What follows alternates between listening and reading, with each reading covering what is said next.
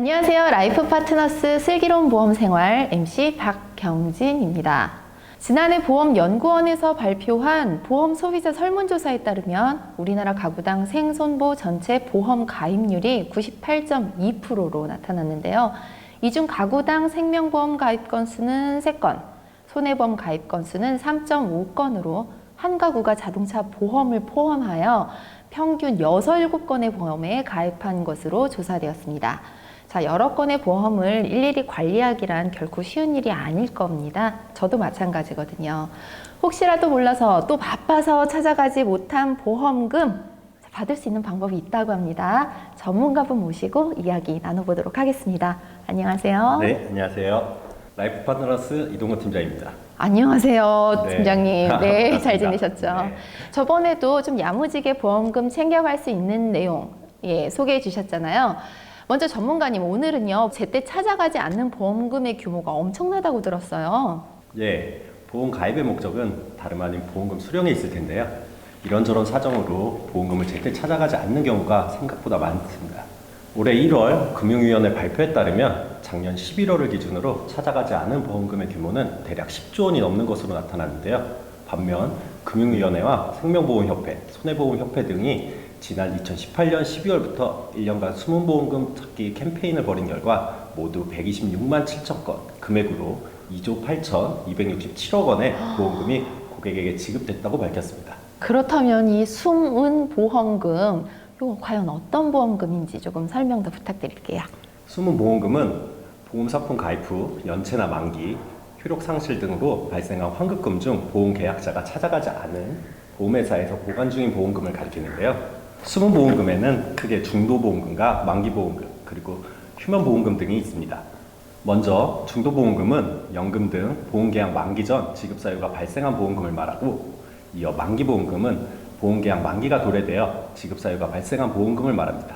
마지막으로 휴면보험금에는 보험금 청구권 소멸시효가 경과하였음에도 수령해 가지 않은 모든 유형의 보험금을 말하는데요. 지난 2017년 12월부터 금융위원회와 금융감독원, 그리고 생명보험협회와 손해보험협회는 숨은 보험금 통합 조회 시스템인 내보험 찾아줌을 함께 개발하여 운영 중에 있는데요. 바로 이 내보험 찾아줌 접속을 통해서 중도보험금이나 만기보험금, 배당보험금 같은 미청구 보험금 내역을 손쉽게 조회할 수 있습니다. 아, 그런 방법이 있었군요. 숨어있는 내 보험금 찾는 요령 조금 더 자세히 소개해 주시겠어요? 예, 우선 먼저 인터넷 검색창에 내보험 찾아줌을 조회하신 후 해당 사이트에 접속부터 하셔야 하는데요. 이용 방법은 간단합니다. 사이트에 접속한 후 성명과 주민번호, 휴대폰 번호 등의 개인정보로 본인 인증 절차를 거치면 조회 결과상에 보험회사와 상품명, 증권번호, 보험계약 상태, 보험기간 등을 확인할 수 있는데요. 이때 종신보험 등 보장성 보험뿐만 아니라 자동차 보험이나 여행자 보험, 실손보험과 연금보험 등까지 가입한 보험 내용을 한눈에 조회할 수 있는데요. 조회 시스템은 365일, 24시간 운영되고 우체국 보험이나 공제 등의 상품은 조회가 불가하고, 현재 사고보험금 지급 절차가 진행 중인 보험계약이나 압류, 지급 중지 등으로 정상적인 보험금 청구가 불가한 보험계약 역시 조회가 불가하다는 점 알아두시기 바랍니다. 알겠습니다. 자, 내 보험 찾아줌, 당장 접속해서 저도 꼭 조회해 봐야겠네요. 그러면 보험 가입 후에 찾아가지 못한 각종 보험금은 나중에 우리가 모두 돌려받을 수 있긴 거 맞습니까? 아니요, 그건 아닌데요. 앞서 숨은 보험 유형을 중도보험금과 만기보험금, 휴면보험금으로 구분했잖아요. 네. 그런데 여기서 눈여겨보셔야 할 부분은 다름 아닌 휴면보험금입니다. 앞에서도 살펴본 것처럼 휴면보험금은 보험계약의 효력상실 또는 만기 도래 후 보험금 청구권 소멸시효가 경과한 이유까지 찾아가지 않은 환급금 및 보험금을 말합니다. 여기서 말하는 보험금 청구권 소멸시효란 보험금을 청구할 권리를 지닌 자가 그 권리를 행사하지 않은 상태가 일정 기간 계속되는 경우에 그 권리를 소멸시키는 제도를 말하는데요. 쉽게 말해 보험금 청구권 소멸시효가 경과하게 되면 보험금을 청구하더라도 보험회사가 지급을 거부할 수 있다는 것이죠. 현행 보험금 청구권 소멸시효는 지난 2015년 3월 2일 개정된 법 규정을 따르고 있는데요. 지급사유 발생일로부터 3년 이내 보험금을 청구하지 않을 경우 그 권리를 소멸할 수 있다고 명시되어 있습니다. 보험금 청구권 소멸시효를 산정하는 기산점은 보험금 지급 사유에 따라 상이한데요. 이 중 특히 실손의료보험에서 청구할 수 있는 실손보험금의 경우 진료비를 정산하는 시점으로부터 소멸시효가 산정된다는 점 알아두시고요. 지급과 관련된 분쟁에 휘말리지 않으시려면 결국 서둘러 보험금을 청구하시는 것이 바람직할 것 같습니다.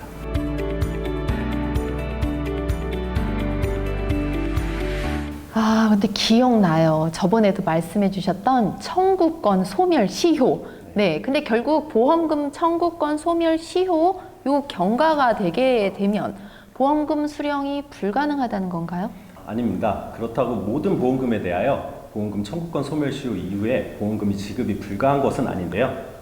이미 지급 사유가 확정된 연금이나 배당금 등의 중도보험금, 그리고 보험계약의 효력 상실로 인하여 발생한 해자환급금 등은 앞서 살펴본 내보험 차저줌 제도를 통해서 보험금 청구권 소멸시효가 경과하였더라도 청구 시 정상적으로 보험금을 수령할 수 있습니다. 하지만 각종 사고보험금의 경우 얘기가 좀 달라질 수 있는데요.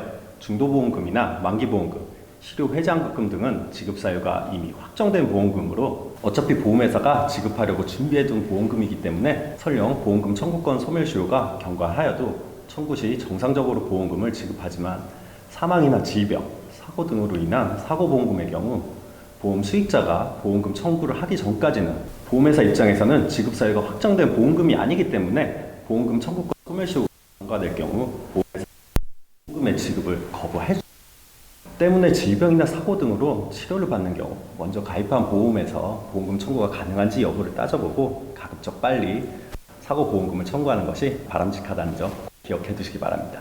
네, 잘 알았습니다.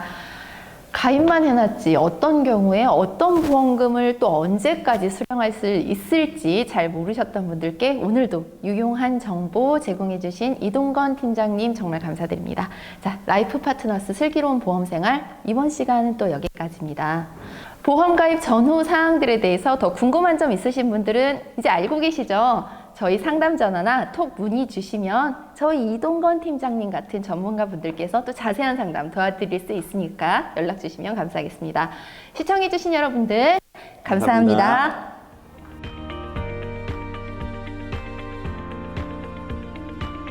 이 내용이 좋으셨다면 구독 좋아요 부탁드립니다.